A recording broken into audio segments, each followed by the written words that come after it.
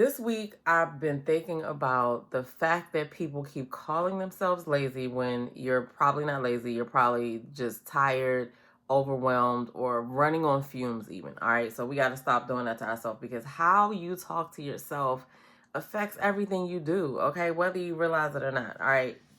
Welcome to the Self Care Revolution podcast. I am your host, Demita. And listen, this is the weekly reset. All right. During the weekly reset, we literally meet here once a week.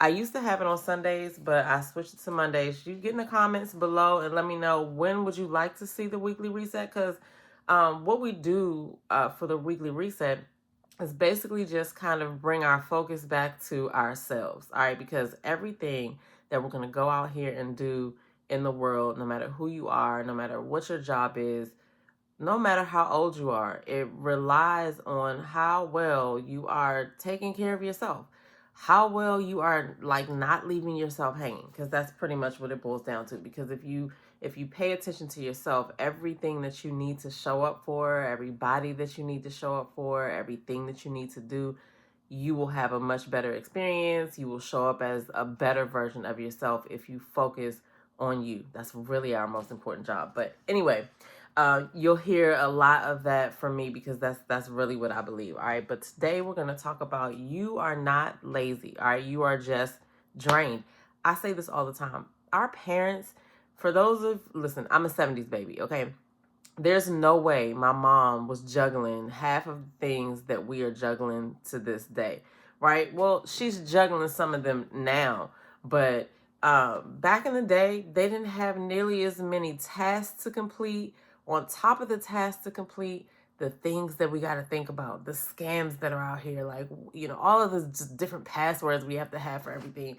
What is going on in the world? Everything, right? So it's really, really easy to put yourself on the back burner. Like, it's so easy, especially if you're a caretaker, if you're a mom. Add to that list because there's just so many different things to think about, and it really takes like a full day, to just focus on yourself.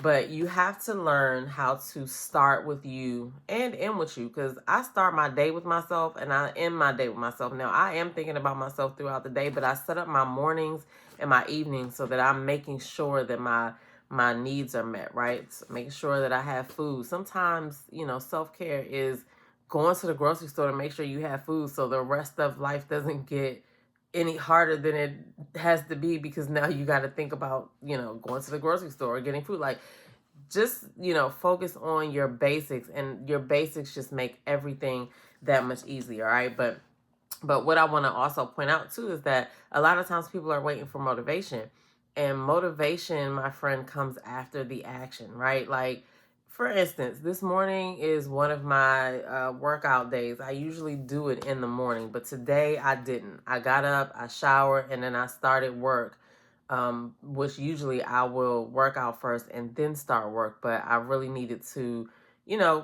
lay my eyes on my work email, unfortunately, just to make sure that everything was just like I left it on Friday. But we still gonna get this workout in today because it's important to me to keep depositing in that area of my life so that I can see the results, right? But you have to see it as something that you want to view as important. You can't, we always are like, oh, I gotta work, I gotta go here, I'm so busy. Now you really need to sit down and figure out what you're so busy with, because I used to be that person. Don't call me on the phone and talk because I'm busy. I don't got time to talk. I'm always doing something. I'm a single mom. I'm doing this. I'm doing that, right? But I had to really kind of look and see, because I hated moving and at that fast pace all the time. Like, that is not sustainable, okay?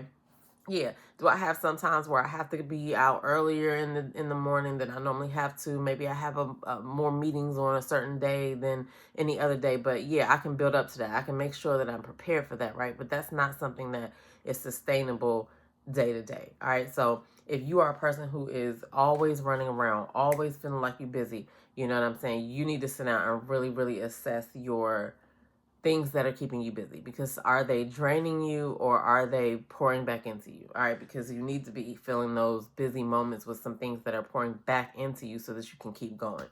So but being burnt out is not about you know motivation. It's burnt out is like just, you maybe just bogged down with the obligations that you have from day to day, and you just need to kind of look at it, because maybe, setting boundaries is also self-care. Maybe you need to look at your obligations and be like, you know what, I'm only doing this out of obligation. I'm not doing this out of anything else. And maybe it's something that you can pass off to somebody else. Maybe somebody else has, the bandwidth to do that. All right. So only all right. But, one of the things that happens is people outside of your life judge you on what you're doing, or you may feel like that's happening, right? It doesn't matter. Like, people can see you doing nothing and think that you're being lazy, not realizing that you just worked a 12-hour shift, or you taking care of your grandkids, or you're doing this, or you're doing that. You have to tune those people out. All right. Don't worry about what other people think of what you're doing. What do you think? All right. Are you overextending yourself just because you want to look not lazy to other people? I don't care if people think I'm lazy or not, because they have no idea what I'm doing. Okay. Only I know. So you have to actually address that as well. All right. Now, another thing is you might have energy leaks. Now, I'm going to use my job as an example of these energy leaks because it's a perfect example. All right. I have more than one function. Okay. And when I focus on the main function, sometimes the other functions come and try to take away some of the energy that I'm trying to use on function number one. I have to be diligent in understanding what those energy leaks are, right? Sometimes they come in the form of a question about something else, right? That leads to other stuff. That's an energy leak, because I'm going to have to spend mental time doing this. Maybe it's somebody wants me to find a specific document to help them. That's not really my priority. I can do it, but I'm focused on function one, right? You can translate these energy leaks into other stuff. I'll give you some examples of some in personal life as well. But, work seems to be like a good way to use this example. So just simply, in energy leaks, saying it simply, energy leaks are things that take away from the main thing you're trying to do, and you're spending it on all of these little places over here. All right. It could be, a number of things depending on what your lifestyle is. All right. It could be overcommitting. You could be, telling somebody yes when you really, really know that you want to say no. All right. It could be emotional labor. Now, let me give you a good example of emotional labor. Right. You meet a dude, you exchange numbers. You're waiting for him to contact you, or you waiting for him to ask you out. Right. Maybe you're waiting for him to ask you out. Don't then continue to text him and carry the conversation. Oh, maybe he's this, made like all of that emotional filling in the gap of what's going on when nothing's really happened. You just met the dude, right?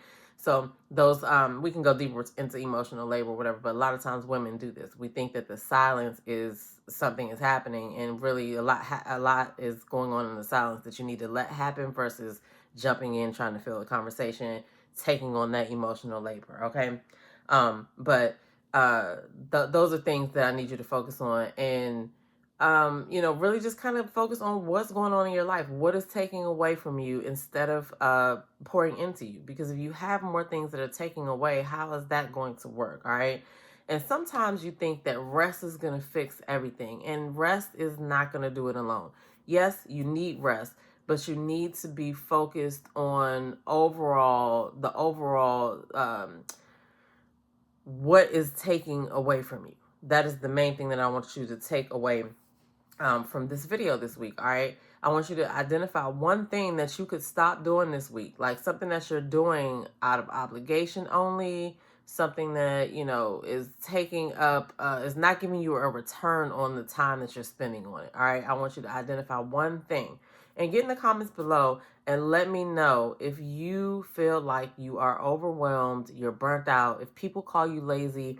Let me know, because we're going to talk more about it. And, a lot of the times people don't even realize the people that they think are lazy are the ones that are just doing so much. They're expending so much energy, but we're going to get all that together. So anyway, I'm your girl, Demita. Get in the comments below. Let me know what's the one thing this week that you could stop doing. All right. That you could benefit from stop doing.